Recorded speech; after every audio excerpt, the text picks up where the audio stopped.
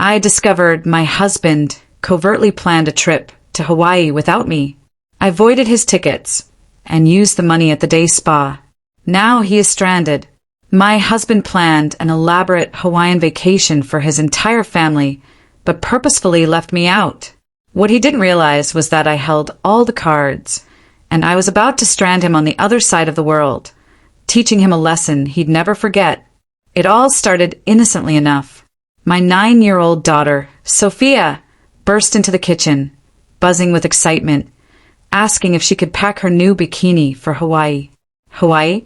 Next month? I had no idea what she was talking about.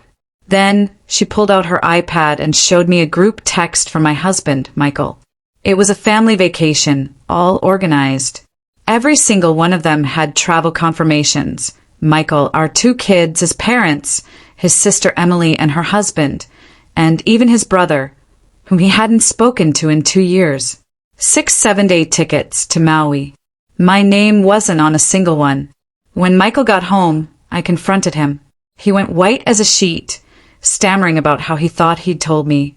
Or maybe it was a misunderstanding. Then it morphed into a surprise. He claimed he must have forgotten to add me during booking and promised to fix it immediately. But when I pointed out that everyone else knew, he called the airline, only to declare that all flights were suddenly fully booked. How convenient. The next day, his mom called, gushing about how wonderful it was that I was allowing Michael to have unique time with his family and the children. That's when it clicked. This wasn't an oversight. This was intentional. Michael had told them I was staying home.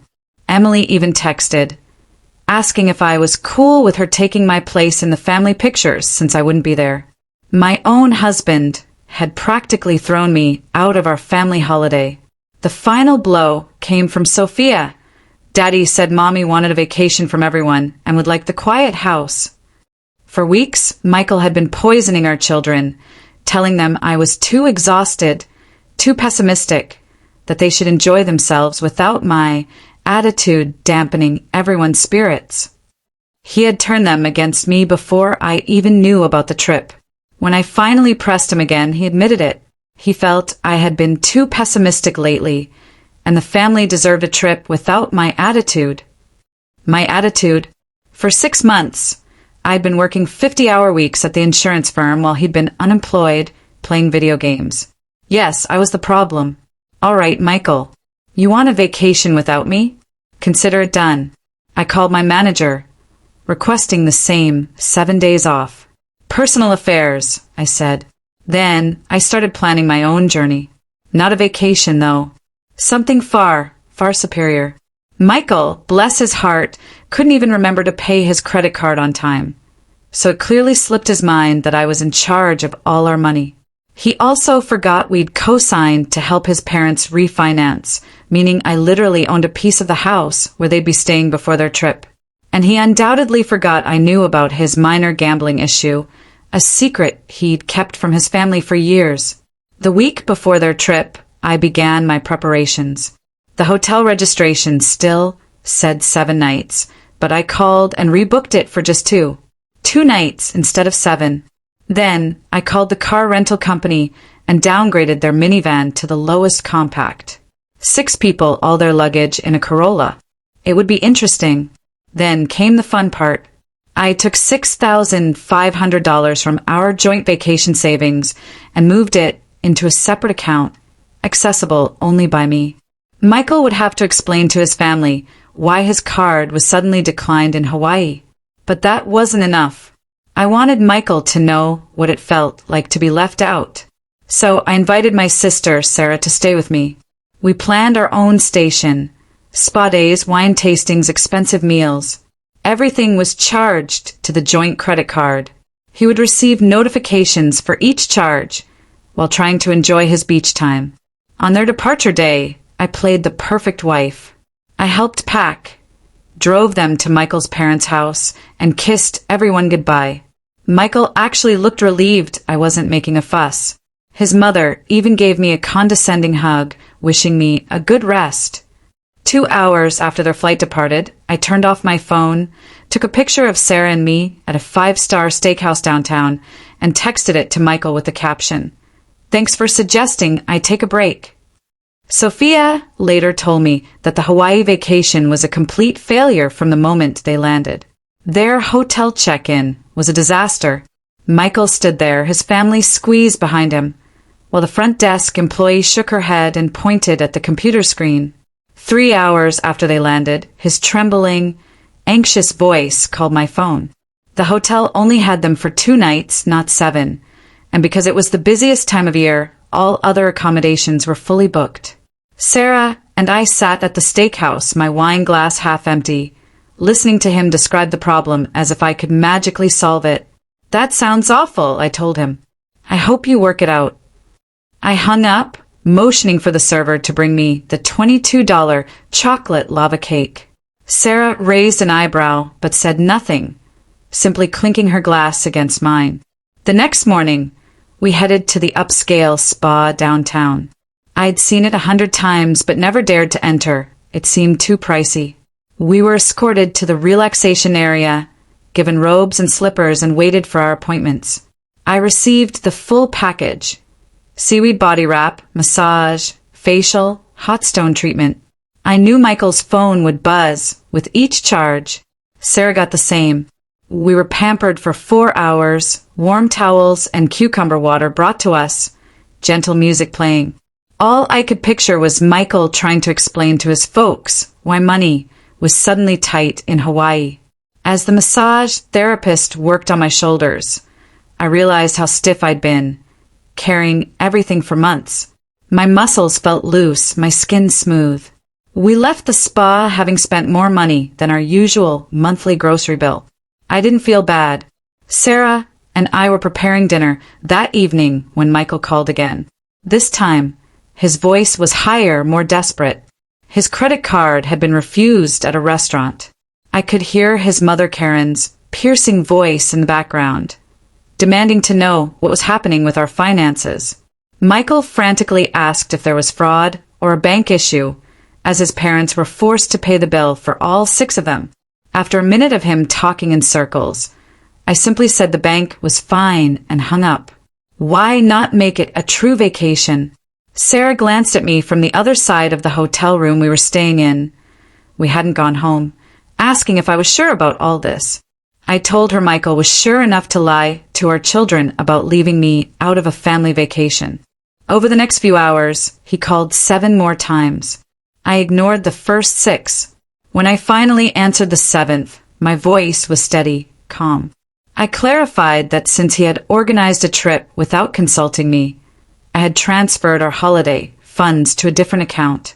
Michael immediately started screaming, his words tumbling over each other. He accused me of wrecking everything, being spiteful, punishing the children for his actions. I waited for him to catch his breath, then reminded him, "You told everyone I was too pessimistic and needed a vacation.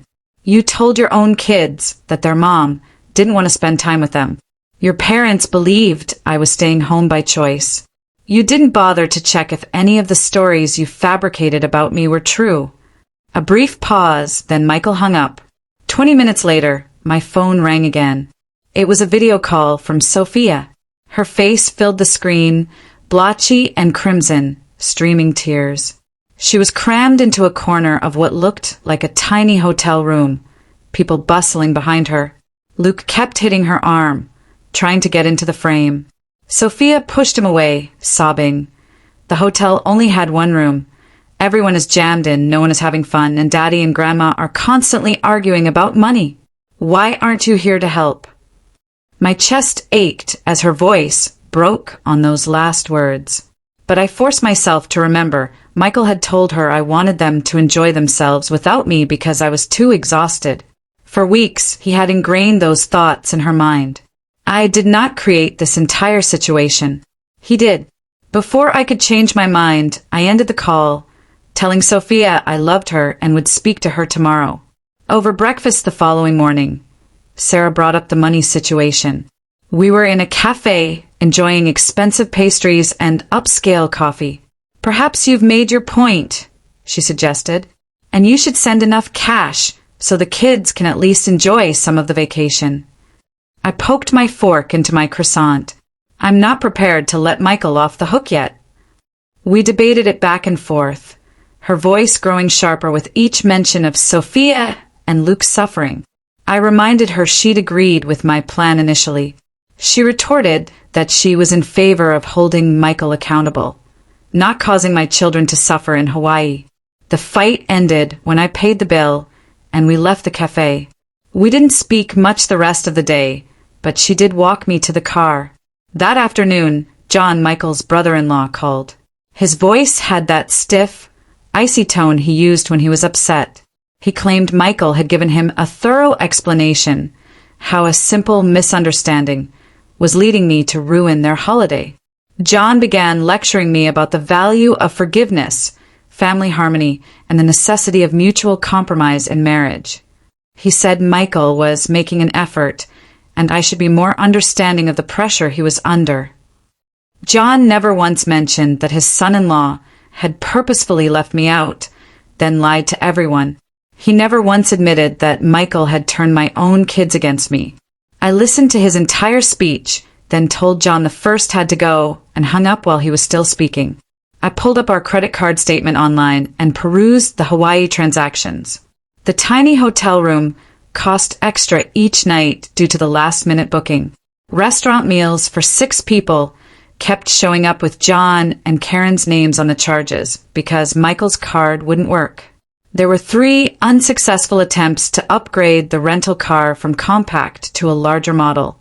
I pictured them driving around Maui, everyone huddled and miserable, trying to fit 6 people and all their belongings into that small Corolla.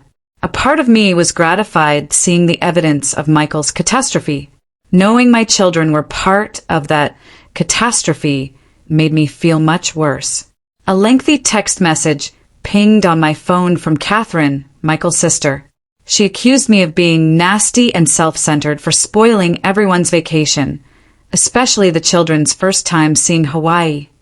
She said I was punishing everyone due to my control problems and pessimistic outlook. While Michael was merely attempting to provide his family with a pleasant experience, I was acting irrationally and spitefully, destroying my relationship with my kids and exposing my true nature to the entire family. They all felt sorry for Michael having to deal with me, she concluded. My hands trembled as I read the message twice. 10 minutes later, Sarah found me in the bathroom, sitting on the floor, tears streaming down my face. At first, she just sat beside me and pulled me into her shoulder without saying a word. I told her it stung more than I'd anticipated, hearing about how miserable my kids were in Hawaii. Michael definitely deserved consequences for what he did, she remarked, giving my back a rub. I sat on that cold bathroom floor until my legs went numb and my back ached. Perhaps I should consider what I really wanted out of this whole thing. Did I want Michael to suffer, or did I want my marriage and family to survive? Right now, I was getting the first, but utterly destroying any chance at the second. Sarah helped me to my feet, and we went back to the living room where she insisted I eat some crackers and drink a glass of water. Despite my protests that I wasn't hungry, when she asked if I wanted to talk about it, I told her I no longer knew what I was feeling. I was angry with Michael, felt awful about the children, wasn't sure if I had gone too far, and worried I had damaged something in my family that would never be repaired. Around midnight, my phone buzzed on the coffee table. It was a 7-minute voicemail from Michael.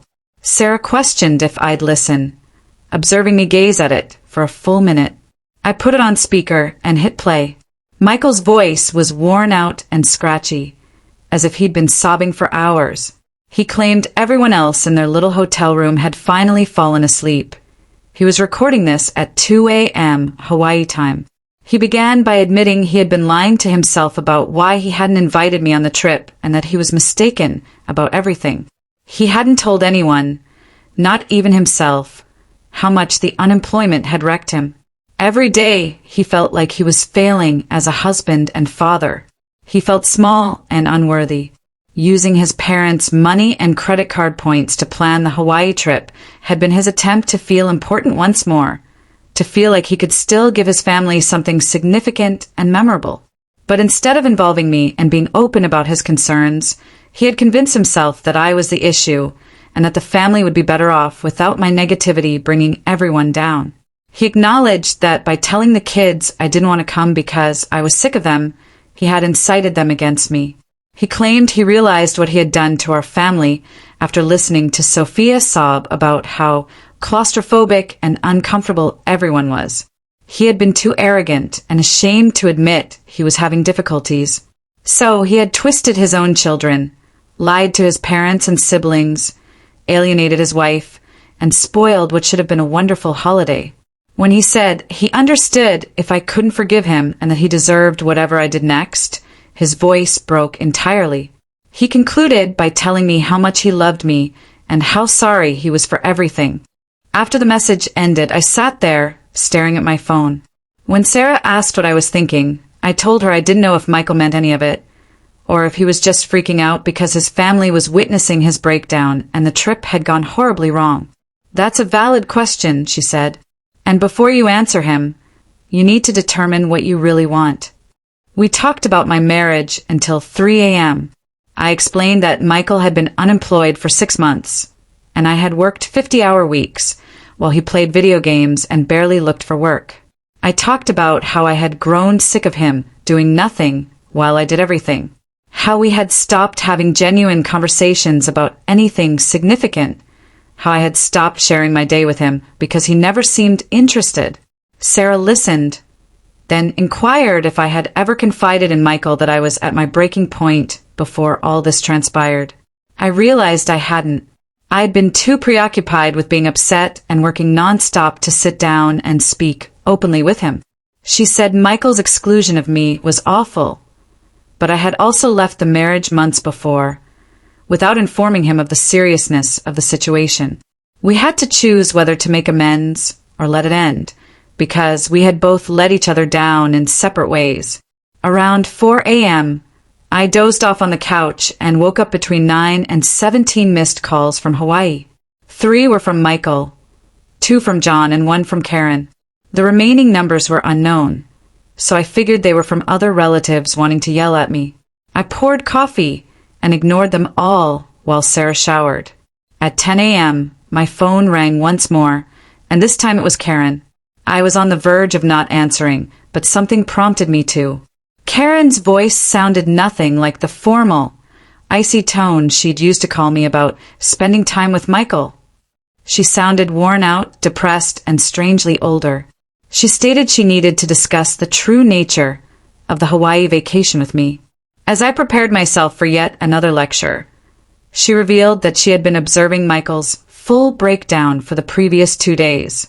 She had witnessed him sobbing in the restroom, yelling at the children, unable to eat, sleep, or enjoy the trip in any way. He had finally lost it yesterday and informed her and John the truth about my absence. He had acknowledged that he had purposefully left me out and misled everyone about my decision to stay at home because I was depressed and exhausted. He had admitted to telling the children that I didn't love them enough, and that's why I didn't want to come. He had talked about how he felt useless after losing his job and was attempting to prove he could still contribute by organizing this vacation without my help. Karen expressed her regret for accepting Michael's account of me being pessimistic and in need of space. She had called to tell me how adorable it was that I was spending time with Michael, but in reality, I had been entirely left out, and he had lied to my own kids. She stated she should have realized something was off when Michael appeared so glad I wasn't causing a problem at the airport and apologized for not challenging his version of events. She questioned whether Michael had ruined our marriage entirely, or if there was any chance to clean up this mess. I told her I needed some time to find out what I wanted and that I didn't know yet. She expressed her understanding and her hope that we might reconcile because she could see how much Michael loved me despite his horrible decisions. I was even more perplexed once we hung up. An hour later, Michael's phone rang, asking me to make a video call.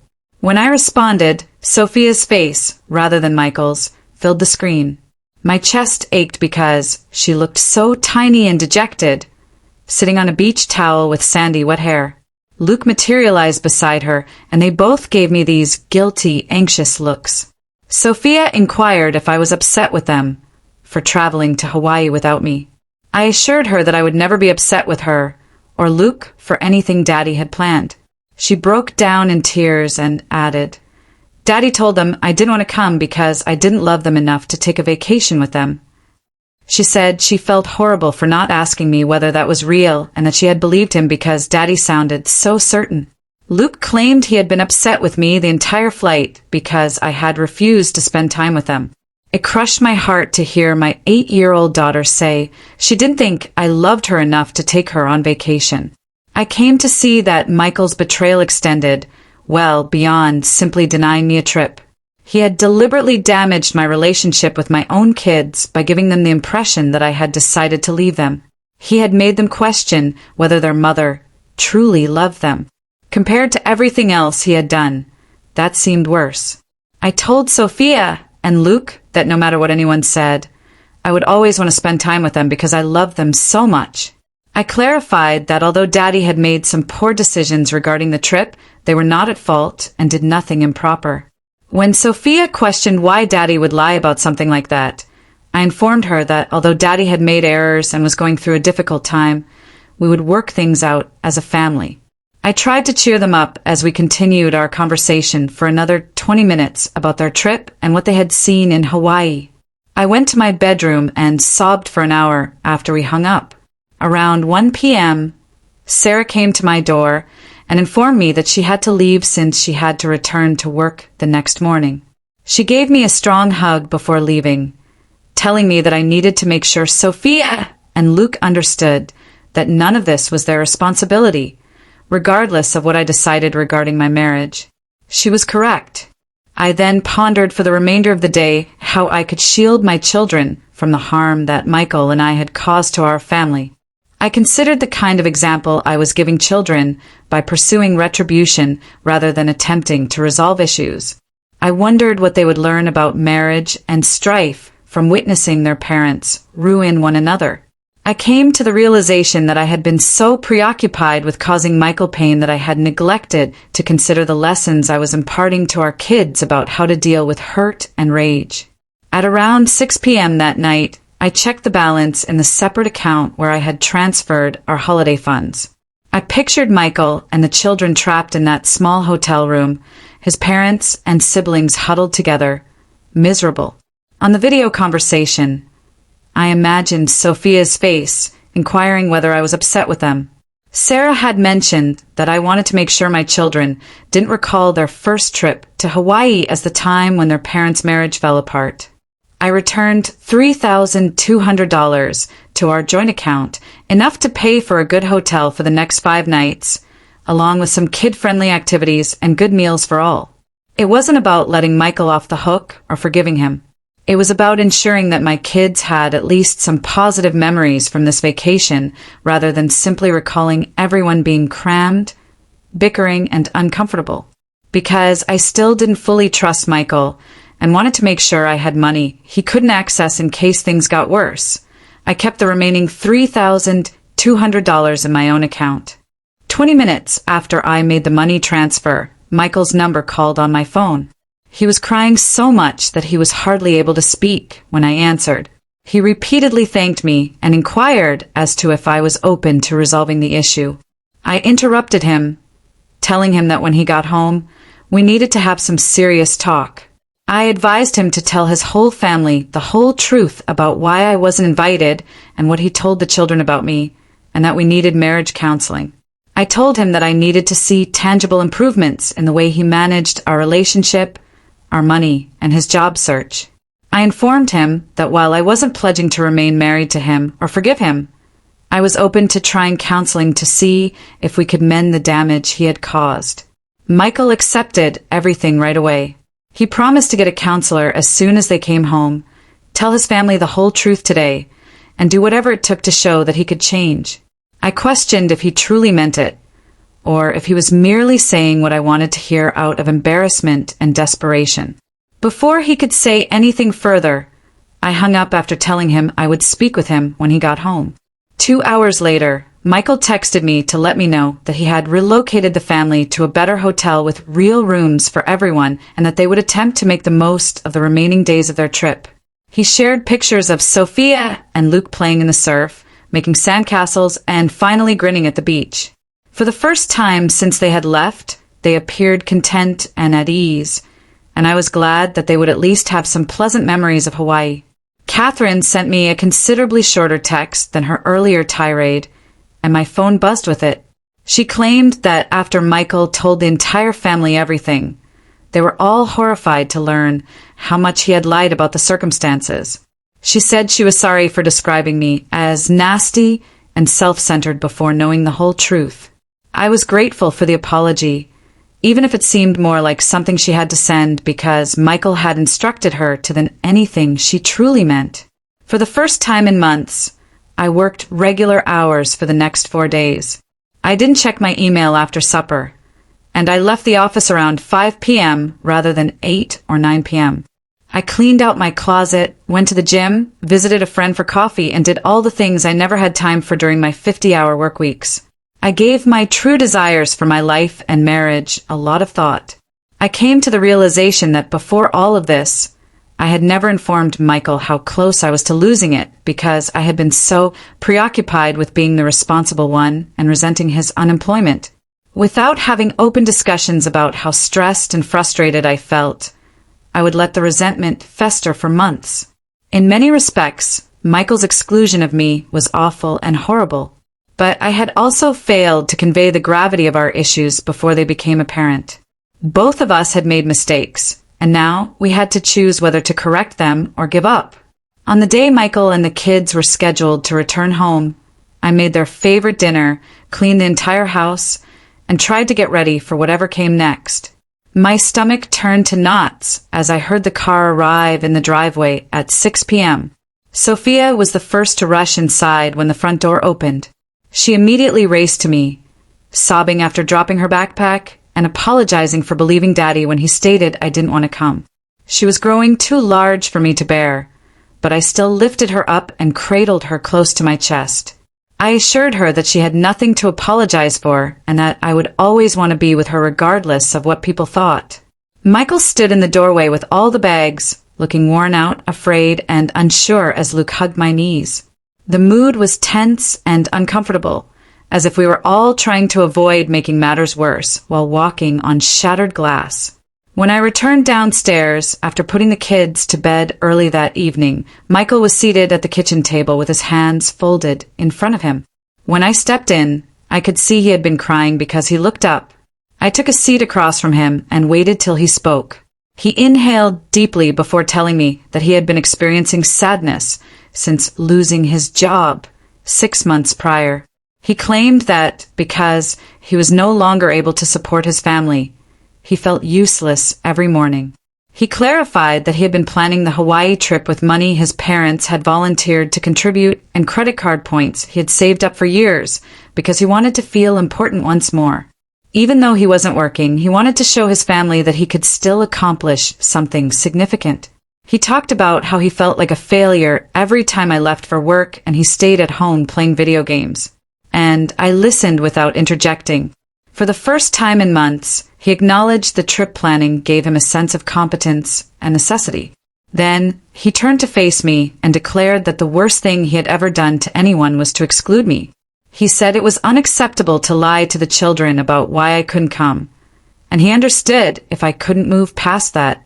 I informed him that although I could relate to his struggles and feelings of worthlessness, it didn't justify what he did to me. I claimed that he turned our kids against me and kept me out of my own family. Furthermore, I was unsure if our marriage could withstand such a betrayal. He acknowledged that it could be too late, but he nodded and promised to do everything in his power to make this right. After a lengthy period of silence, I went upstairs to sleep by myself. The following week, we saw Dr. Walker, who came highly recommended for our first marriage counseling session. When I told her what Michael had done, I thought she would instantly agree with me.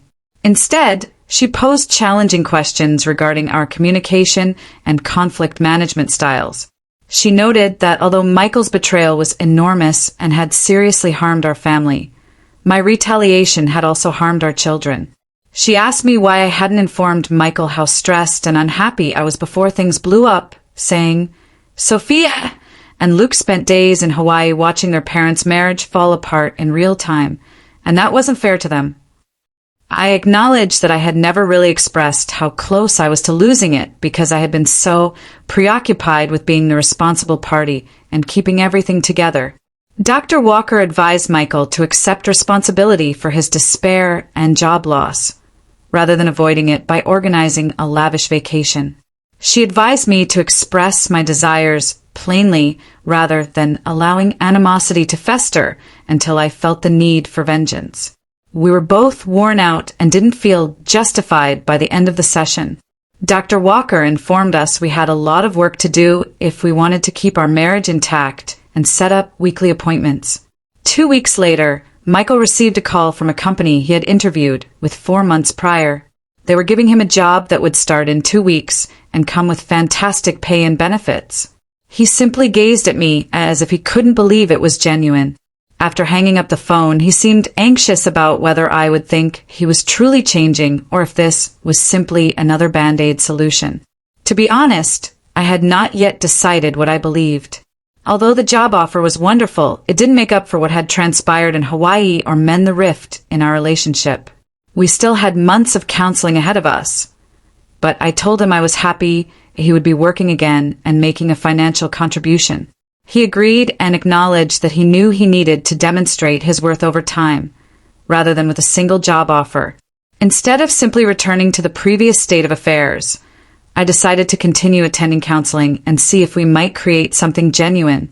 For the first time since I learned about the Hawaii trip, I felt a glimmer of hope when he accepted the job that afternoon.